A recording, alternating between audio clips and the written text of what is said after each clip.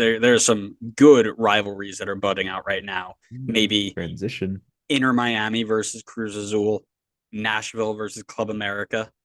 But before the Leagues Cup, where these started to sprout, we had the North American Superliga.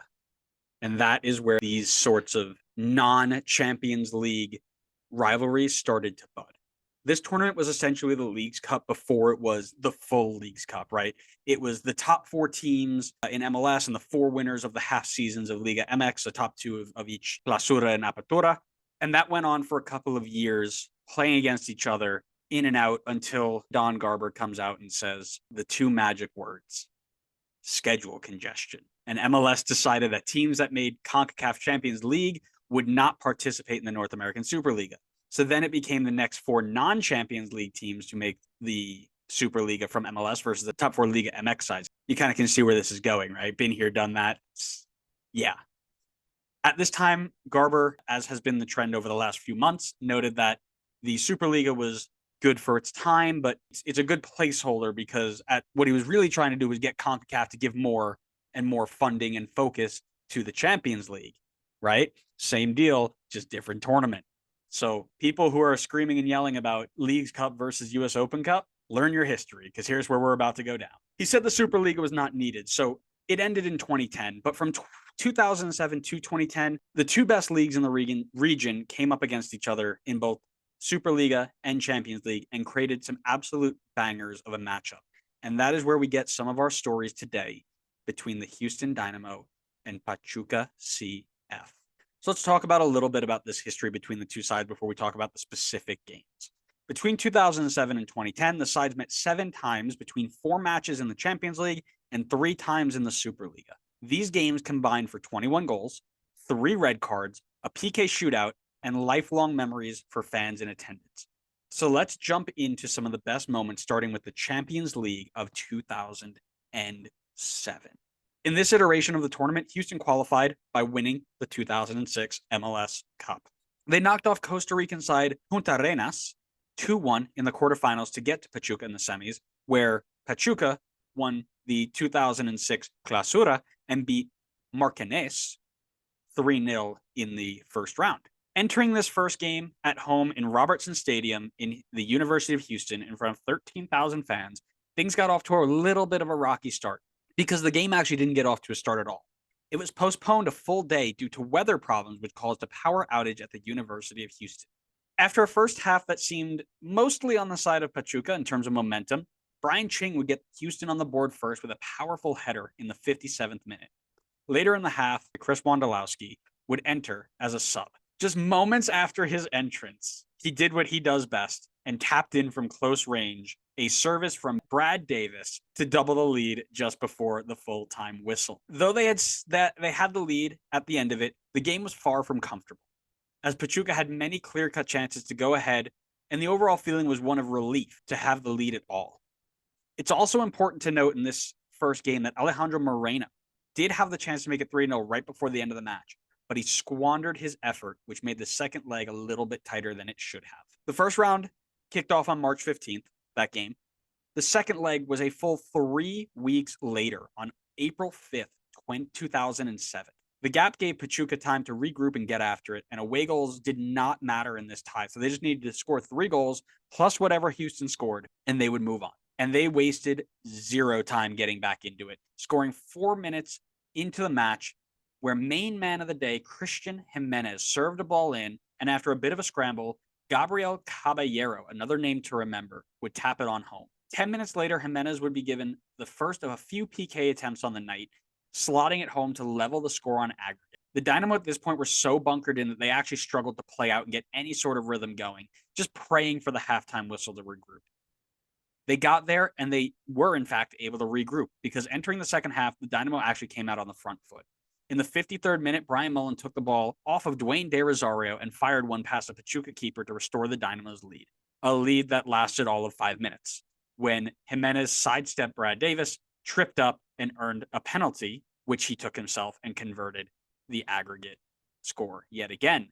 Fast forward to the 79th minute, when Brian Ching repeated his feat from leg one, rising highest to meet across and powering it home for the 4-3 aggregate lead just for Pachuca to respond 7 minutes later when Caballero gets his head on the end of a cross and headed home from close range inside the far post. Zach Wells, the goalkeeper for the Houston Dynamo, saved them from a regulation time exit with some brilliant work to keep the game level before the full-time whistle. It seemed that it was going to take a moment of magic from somebody to win this game, and that's exactly what came from Pachuca's magic man, Jimenez. After picking up the ball some 25 yards out from goal, he prepped his touch and sent a rocket past Wells off the post and into the back of the net just before the final whistle of the first half of extra time. With the lead secured, it was time for the classic Liga MX tactic of playing only 3 of the 15 minutes on their feet and the rest of it on the ground. With their game plan working to perfection, it seemed all was lost until a late game corner came for Houston. The ball was served in again to a flurry of boxes, eventually tapped over the line, bringing the aggregate score level, but the goal was disallowed for a handball decision on Ching. And because there's no video evidence of this match easily accessible, we can say from this podcast without a shred of bias that it was probably a fixed and terrible call that should not have been made and was only there so that Liga MX could feel superior to MLS, right? Well, while they did not get the result they were looking for, they still had the opportunity to get their revenge when they would meet again 4 months later in the semifinals of the 2007 North American Superliga. Fast forward to August 14th of the same year, and it's a 96-degree day in Houston, ready to battle it out for a spot in the Super League final. 1 game, 1 leg, winner moves on. A combination of the heat and the memories from the last matchup must have combined to play a significant role in this game, as the game ended with 11 cards, 3 of them red, some late-game heroics, and a penalty shootout of dreams. Houston, like the last time, got off to a flyer. Dwayne De Rosario would get on the end of a Brian Mullen service to give the Dynamo a 1-0 advantage in the 4th minute of the single-legged tie. Pachuca would see yellow twice just minutes after that, before Patrick Ianni would be sent off for a dog-so red in the 13th minute, meaning that the game that just ended with 9 goals on aggregate when 11v11 just got a lot more open for the next 77 minutes. Interestingly enough, no changes were made personnel-wise after this red card, and they actually played the same group into the second half until Corey Ash replaced Dwayne De Rosario. In the 28th minute, Pachuca would go level, though, through Tacho, at which the score would stay heading into the half. Chitiva would give Pachuca the lead in the 61st minute, leaving Houston searching for a goal. With 7 minutes to go in regulation, Eddie Robinson would rise highest to win a header and nod it home to bring Houston level and send it into extra time. In the second half, 5 yellow cards were shown, including 2 to Pachuca goal scorer Chivita, sending him off in the 85th minute and leveling the game in terms of players.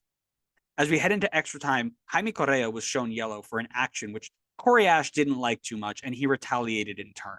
For his actions, he too would see a straight red, and Houston would have to play down 9 men versus 10. Houston would hold on to see PKs, but Brian Ching would hit the post, and Joseph Ingüenya would see his chip shot saved, allowing Pachuca to win the semifinals and move on to the final game. Games like this set the tone for what this rivalry meant and got fans excited for those games when they rolled around, as scarce as they were. They would meet again in the next edition of the Superliga, and Houston would get their revenge with a 2-0 victory to move on to the finals and play New England, where they would eventually lose once again in PKs. They would meet again in the Champions League the following year, where Pachuca would walk away with easy 3-0 victory. But the rivalry from early days would be ended with a 2-1 Superliga group stage win for the Houston Dynamo, thanks to an 85th minute brace securing winner by Joseph Ingüenya, the same man who missed his penalty just a few years before. Unfortunately, based on form and the way things went on, the two sides did not meet again until the 2023 Leagues Cup, where they saw a thrilling scoreless draw go to PKs and Houston finish on top. While it was uneventful at its most exciting parts, could the revival of a tournament like Leagues Cup be the spark that is needed to pick this rivalry back up? Only time will tell. Sorry, we're not allowed to support Leagues Cup on this podcast. We have to absolutely destroy it and melt it into the ground. This rivalry just can't happen unless it's in CONCACAF Champions League. I found it super interesting, the very similar phrasing that was used between 2007 and today, right? Oh, we're going to play this tournament so that somebody else will put more money into their tournament. And then, oh, we can't really play this tournament because the schedule's a little bit too congested. So we're going to pick and choose who goes to this tournament. Like, it's all that just practice. history repeating itself, right? So, and that made me think, like, how long does the Leagues Cup actually last? Now, I think it continues to last for a while, but it wouldn't shock me if they come back and be like, okay, Leagues Cup was fun. US Open Cup put their money back where their mouth was supposed to be. Let's go back and do things the way it was before. Because that's what happened here, right? The Superliga no longer exists. It lasted about 4 years, 5 years, and then bang, right back to Champions League, right? Yeah, who knows? Might be different now, just considering all the changes and circumstances, but who knows? You know who plays Pachuca this year? No. Red Bull. Oh, are they in our group? It's us in New England and Pachuca. You, Pachuca, and Toronto. Oh, okay. So we might actually move on. Nice. Don't discount current 2024 Toronto. They're a different animal. Well, Insigne's out for 6 weeks, so That's not gonna help. so we hope